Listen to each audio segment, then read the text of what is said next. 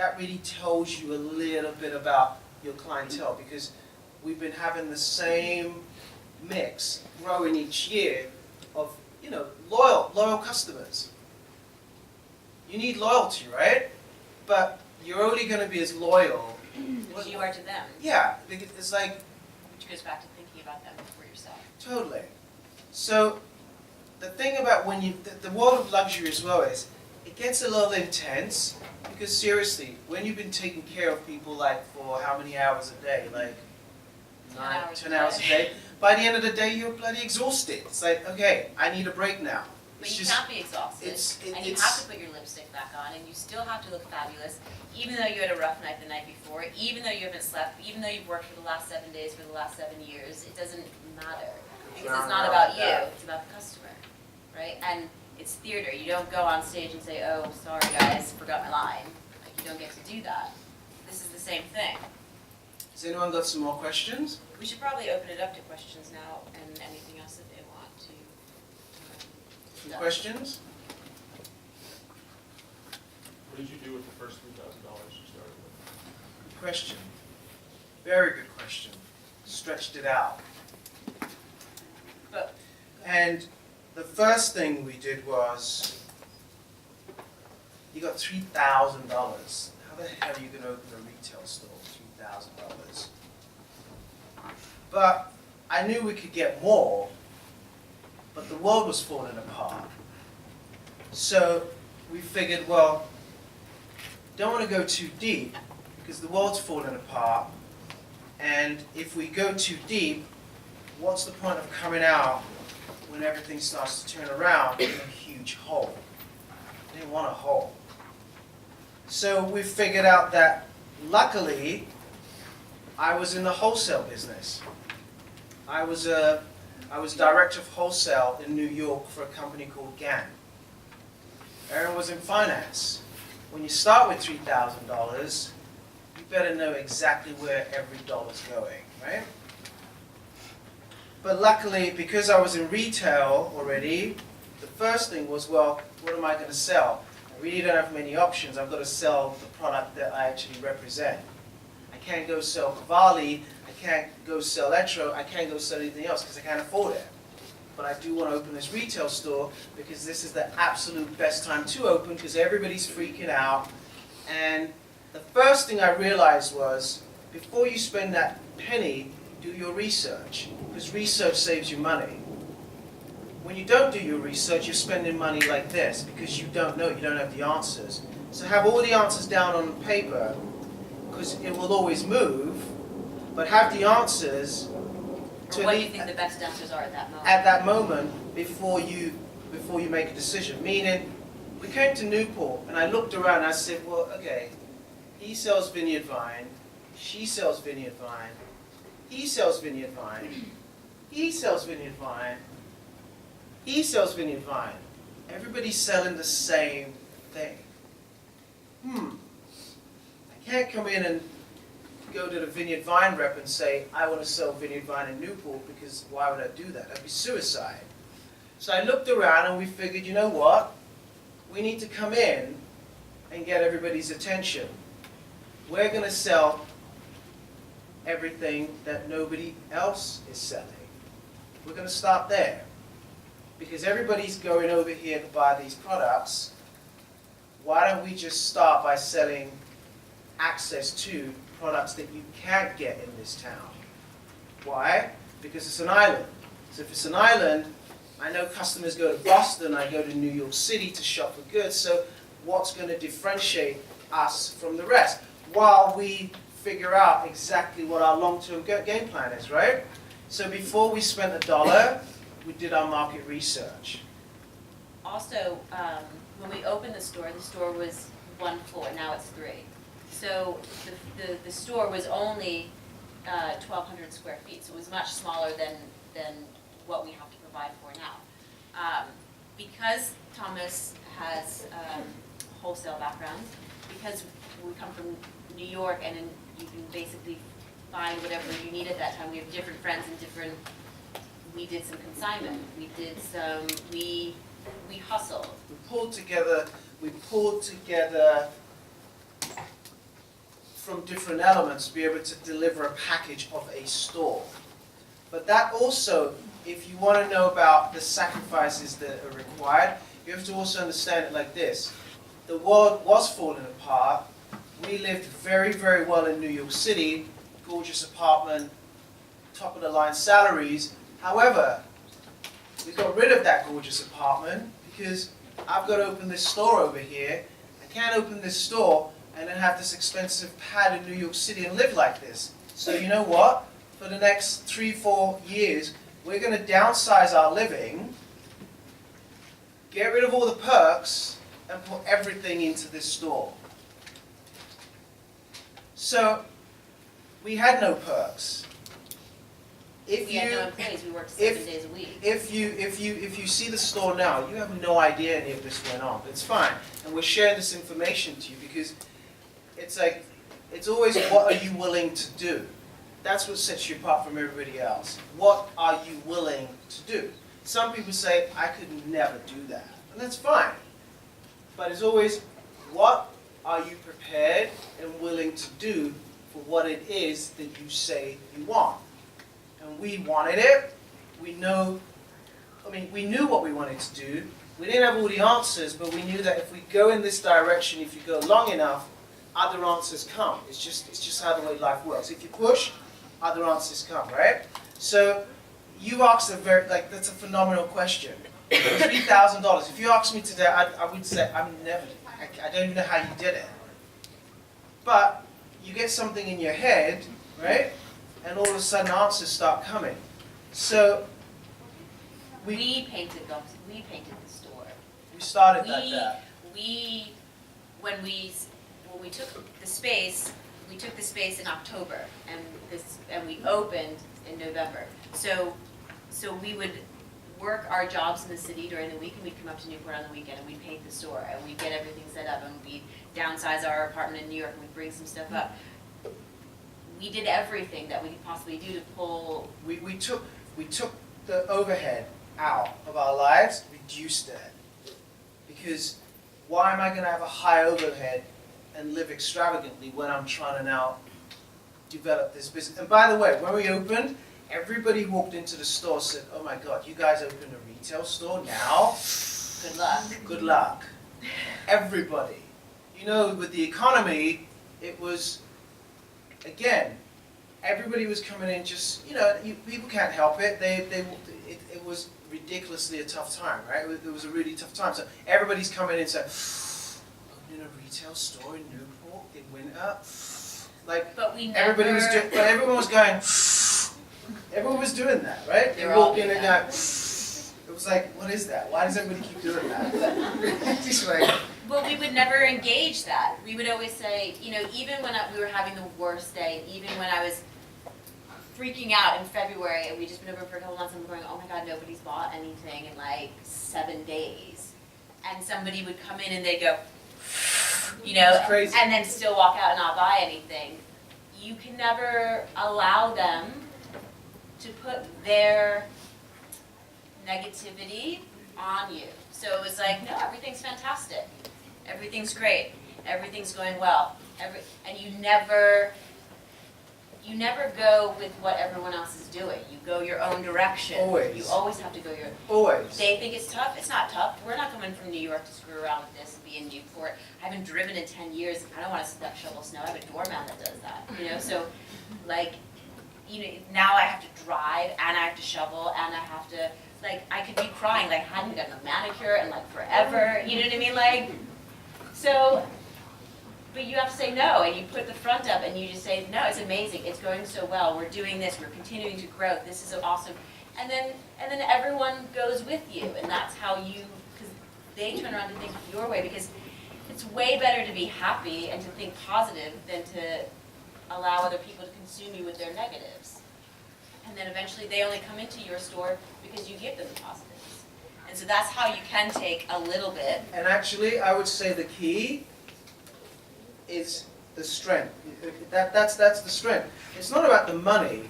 It's like, what we've both been in corporate America, working with millions of dollars for other companies, doing this whole thing. And what you actually realize is everybody thinks, well, you can't really do that because you need an awful lot of money to do it. What I would like to do that, but you need, it's never really the money.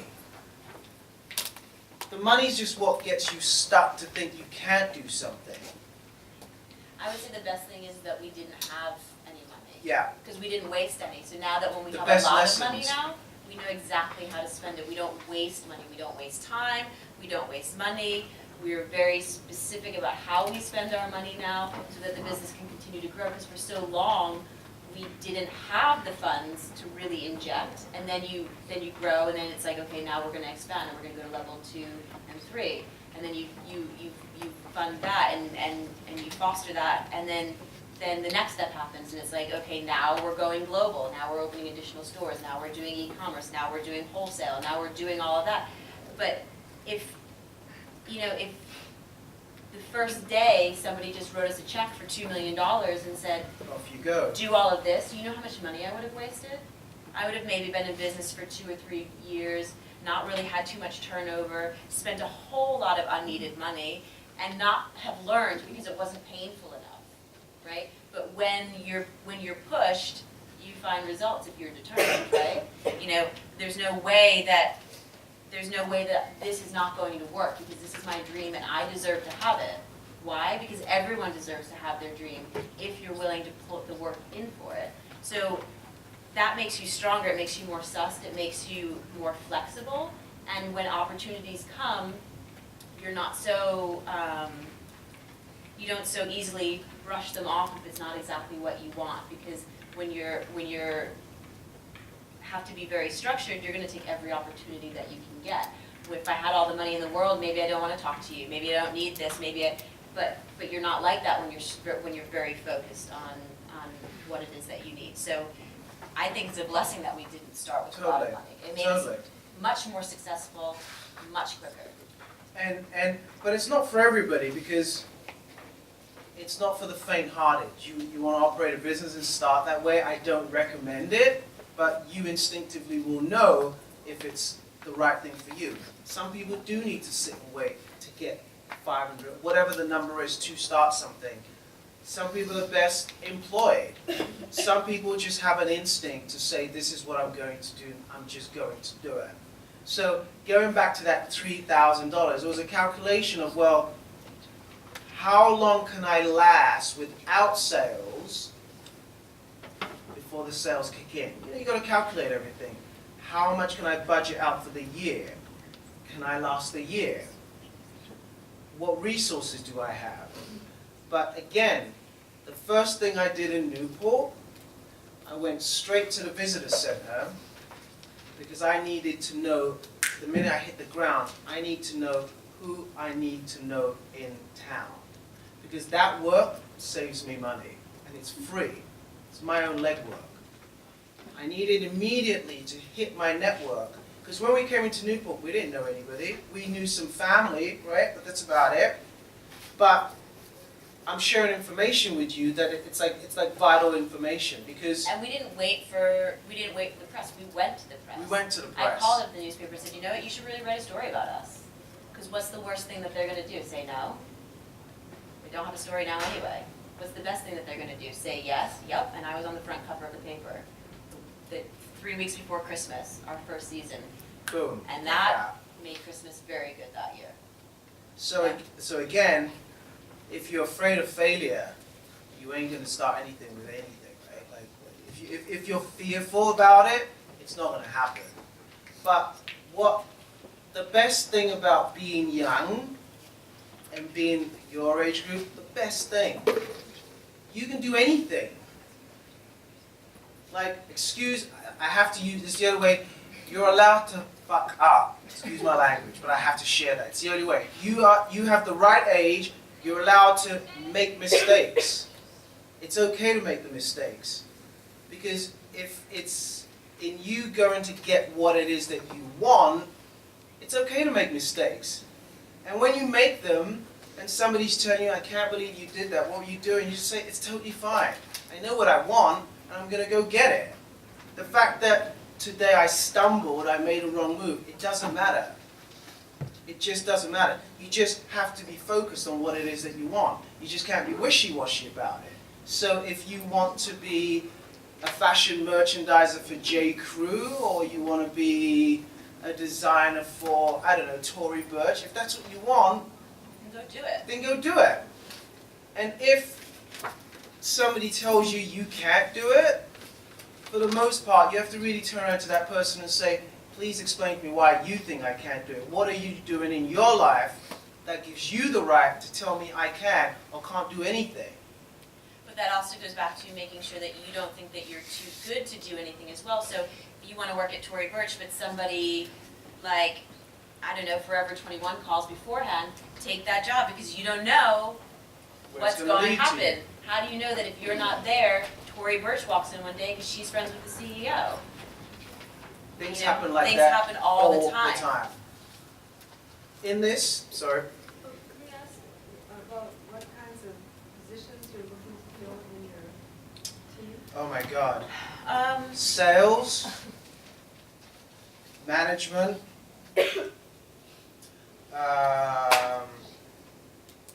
sales, management. Right now, the door is pretty much open for anything, right? There's so much stuff going on. We could do web, we could do e-commerce, we could do social media, we could do design, we could do merchandising, we could do, but none of that matters unless you can get on the sales floor and understand the brand and be able to sell the product. So today, we are looking for sales associates. There's a lot of opportunity to grow, right? Because it's not just in Newport. There are opportunities with this company in New York City, in Los Angeles. There will be opportunities overseas. But our one criteria, when you come to our doors, you just have to know and learn how to sell. You have to know the story, you have to embrace the brand, you have to be able to sell the product, you have to be able to believe in that, and then you can go any direction, you can create any path that you want. We're not micromanagers, we don't like to tell people what to do, but it does have to be done a certain way, and that's just a level of excellence. So whatever that standard is fine, and we want people to create their own paths. I would rather have people with me for 20, 30, 40 years and say, you know, I started on the sales floor making X an hour and now I'm, you know, Running the Paris store, making X, and my life is incredible. Because or they believed in me and so they actually funded my brand and now my brand sits underneath their umbrella. it's like this state has been incredibly good to us, like beyond. The state of Rhode Island has been ridiculously good to us. So for us, it's just all about whatever opportunities we have to just share and give it back. You totally, and actually to do it with the younger minds, because actually that's what appeals to me, because you're the essence, right? You're the essence of, The new market. be it localized, be it national, be it global. It's about you. It's like you're the future. It's all in this room. Wherever you want to take it. So I can't grow without you. So my best ideas are going to come because I engage with you. Right? Because I'm like... Because maybe one of you can make us a crazy app and then we can sell it for $40 billion. Exactly. For example, like technology, I'm not that good with it. I'm just not. I try to be, but like every other day it's Tinder, it's something else, it's Flickr, it's something, I don't know, right? So I'm just catching up with Facebook, but we have people who are really good at it. So maybe you can come to me, come work for me, and you come up with another idea to say, well, how, because what I'm really into at the same time, I'm not good at it personally myself, but I do understand technology and fashion makes sense, because we are launching our e-commerce and that whole thing is about technology and you know, I embrace it, but I embrace it through the youth. So I pay attention to what you're doing. I don't always know, but I'm always curious. Like, what's your age group listening to now? Just all these elements help make me better to do my job. So when you say we're looking, what we're looking for, the way our company kind of works is we don't really have a box where you say, okay, you fit into this box, you fit into this box. It's generally, we have a sense of the individual at this stage anyway. And we have a very good understanding of who we're dealing with, because we always try to bring the best thing out of everybody who works with us and for us. Because if you come to work for me and you're on the sales floor and I can see that you've got a phenomenal skill in marketing, well, I'm not going to keep you in sales, I'm going to direct you towards marketing because that's where you're really good. And then before you know it, you're on my sales floor, but now I actually need you to go talk to my New York team because I now need you to be that person for me. Or you come in, you start on the sales floor and it's like, wait a minute, she's just got a skill when it comes to merchandising. Because every time she's in the store, she's like doing this and she's doing that. So eventually I'm going to say, well, you know what, Erin, why don't we make her this? Head merchandiser, and you can travel to all the different boutiques, and because that's what happens, you have to travel so all the windows are cohesive, right? The story is being represented. Or maybe you come to work for us and you say, every time we have a conversation, you're talking about sourcing in India or sourcing in Thailand or sourcing here. So the bell's, it's going to go off and say, well, why do you keep talking about sourcing? What is it that appeals to you? Oh, you're on the sales floor now. Oh, you're telling me you actually really want to be the person who goes to source fabrics for us around the world? Okay, let's see how we can make that happen. That's what seems to work for us. Other companies work a different way. Maybe they're a little bit more corporate in their structure. We just have what works for us. And it's really about being transparent, letting you know what we're doing, how we're going to do it, and actually involving you in the process so we can get the best out of you. It doesn't always work for everybody because a lot of people come into the setup and they're not quite sure because they're used to having a boxed scenario where we actually allow a little bit more room. I always like to think that we've got almost like a Google type of environment, right? Where you allow, I like free thinking. You're smart. I want to know, so you're smart, and I'm guessing a ton of you in this room are way smarter than I am. So I need you to help me get to where I need to get to. And in doing so, it helps you get to where you need to go to. So, you know what I mean? So job criteria, yes, we always say it starts with sales, because the bottom line, you have to know how products sell, and you have to be able to do it yourself too. So anyway, questions? Any additional questions? Who wants to come up and continue the conversation? Come up.